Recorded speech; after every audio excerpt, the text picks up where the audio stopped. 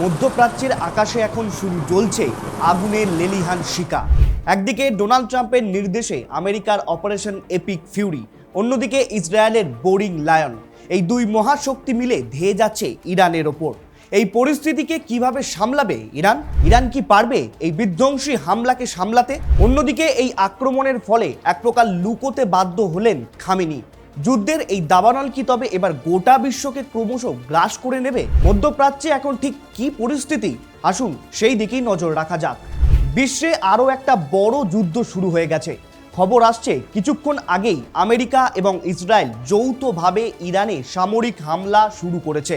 মার্কিন president Donald ট্রাম্পের পক্ষ থেকে একটা ঘোষণা করা হয়েছে যে আমেরিকা ইরানের বিরুদ্ধে ইতিমধ্যেই অপারেশন শুরু করে দিয়েছে। তার কারণ ইরান লাগাতারভাবে আমেরিকার বিরুদ্ধে ডেথ টু আমেরিকা বলে আমেরিকার বিরুদ্ধে স্লোগান তুলেছে। আর সেই প্রতিশোধের আগুন জ্বালাতে এখন ইরানের বিরুদ্ধে ইসরায়েলের সঙ্গে মিলিতভাবে অ্যাটাকের খেলায় মেতে উঠেছে আমেরিকা। আমেরিকা এই অভিযানের নাম দিয়েছে অপারেশন এপিক ফিউরি এবং ইসরায়েল একে বলছে বোরিং লায়ন। ইরানের রাজধানী তেহরান সহ বিভিন্ন গুরুত্বপূর্ণ গোয়েন্দা ও সামরিক ঘাঁটিগুলোকে টার্গেট করা হচ্ছে। এর ফলে শোনা যাচ্ছে ইরানের সর্বোচ্চ নেতা খামেনি নিরাপদ স্থানে সরিয়ে নিয়ে যাওয়া হয়েছে। আর ইরানও এর পাল্টা আক্রমণের ঘুঁটি সাজাতে একেবারে শুরু করে দিয়েছে। তারা মিডল ইস্টের যেখানে যেখানে আমেরিকার সামরিক ঘাঁটি আছে এমন দেশগুলোতে, যেমন বাহারিন, কাতার, ইউএইকে লক্ষ্য করে মিসাইল ছুটছে। সে সঙ্গে আবুধাবিতে সাধারণ মানুষের মৃত্যুর খবরও পাওয়া যাচ্ছে এই মুহূর্তে। অন্যদিকে আমেরিকার সবথেকে শক্তিশালী বিমানবাহী রণতরী ইউএসএস গ্রিল্যান্ড এয়ারফোর্স ইতিমধ্যেই ইসরায়েলের হাইফা বন্দরের কাছে পৌঁছে গেছে। দেখুন, আমেরিকা দীর্ঘদিন ধরেই ইরানকে তাদের ইউরেনিয়াম সমৃদ্ধকরণ এবং প্রক্সি ওয়ার যেমন হুতি বা হিজবুল্লাহকে মদদ দেওয়া বন্ধ করতে চাপ দিচ্ছিল, কিন্তু আলোচনা সফল না হওয়ায় শেষ পর্যন্ত তা বড়সড় যুদ্ধের আকার নিল। সুতরাং বলতে গেলে বর্তমানে পুরো মিডল ইস্ট এখন একটা হট জোন। বর্তমানে ওই অঞ্চলের আকাশপথ দিয়েও সমস্ত বিমান চলাচল বন্ধ করে দেওয়া হয়েছে, যার ফলে শেয়ার বাজারেও এর বড় সড় প্রভাব পড়তে চলেছে বলে আশঙ্কা করা হচ্ছে। অন্যদিকে বাহারিনে মার্কিন নৌবাহিনীর বিশাল এক ঘাঁটি রয়েছে যা পুরো পারস্য উপসাগরকে নিয়ন্ত্রণ করে। ইরান সরাসরি সেখানে আঘাত করেছে যাতে আমেরিকার নৌশক্তি পঙ্গু হয়ে যায়। কাতারের আল উদাহিদ বিমান ঘাঁটিটিও মধ্যপ্রাচ্যের যুক্তরাষ্ট্রের সবচেয়ে বড় সামরিক ঘাঁটি। এখান থেকেই মার্কিন বিমান বাহিনী তাদের অপারেশন পরিচালনা করে।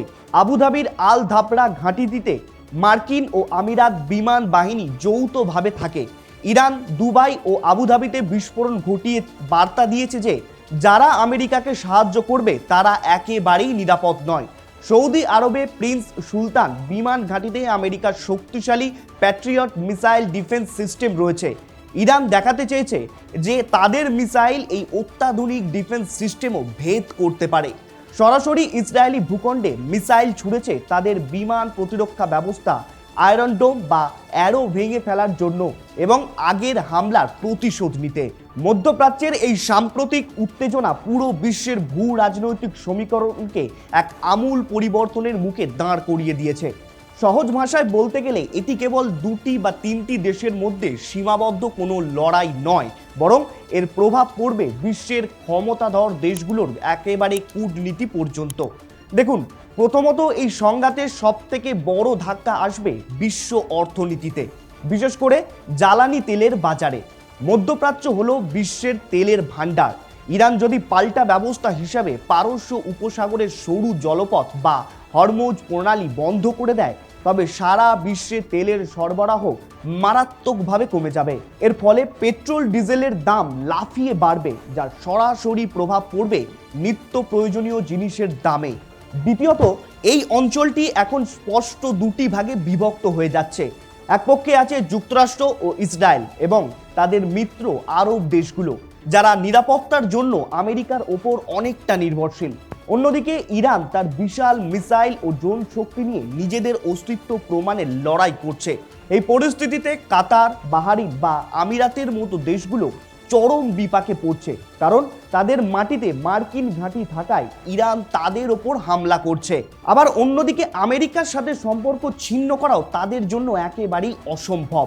এই পরিস্থিতি বা এই অস্থিরতা মধ্যপ্রাচ্যে গত কয়েক দশকে শান্তি প্রচেষ্টাকে পুরোপুরি ধূলিসাৎ করে দিতে পারে। তৃতীয়ত, বিশ্ব রাজনীতিতে আমেরিকার প্রধান দুই প্রতিদ্বন্দ্বী রাশিয়া ও চীন এই পরিস্থিতির সুযোগ নিতে পারে। আমেরিকা যদি মধ্যপ্রাচ্যের এই বিশাল যুদ্ধে পুরোপুরি জড়িয়ে পড়ে, তবে ইউক্রেন বা তাইওয়ান ইস্যুতে তাদের মনোযোগ ও সামরিক শক্তি একেবারে কমে যাবে। এটি রাশিয়াকে ইউক্রেনে আরও শক্তিশালী অবস্থানে নিয়ে যেতে পারে। আবার চীন মধ্যস্থতাকারী হিসেবে নিজেকে তুলে ধরে এই অঞ্চলে আমেরিকার প্রভাব কমিয়ে দেওয়ার চেষ্টা করবে। সবশেষে ভারতের জন্য এটি একটি গভীর উদ্বেগের বিষয়। মধ্যপ্রাচ্যে ভারতের লক্ষ লক্ষ প্রবাসী ভাই বোন সেখানে কাজ করে। সেখানে যুদ্ধ ছড়িয়ে পড়লে তাদের নিরাপত্তা যেমন বিঘ্নিত হবে, তেমনি সেখান থেকে পাঠানো রেমিটেন্স বা বৈদেশিক মুদ্রার প্রবাহ থমকে যেতে পারে। অর্থাৎ সব মিলিয়ে এই মধ্যপ্রাচ্যে এখন একটা ভয়াবহ পরিস্থিতির সৃষ্টি হয়েছে। এ বিষয়ে আপনাদের কি মত? ইরান, ইসরায়েল এবং আমেরিকার এই সমীকরণ কি কোন দিকে এগোতে পারে? মতামত জানান কমেন্ট করে। আর এরকম বিস্তারিত আলোচনার ভিডিও পেতে আমাদের চ্যানেলটিকে অবশ্যই সাবস্ক্রাইব করবেন।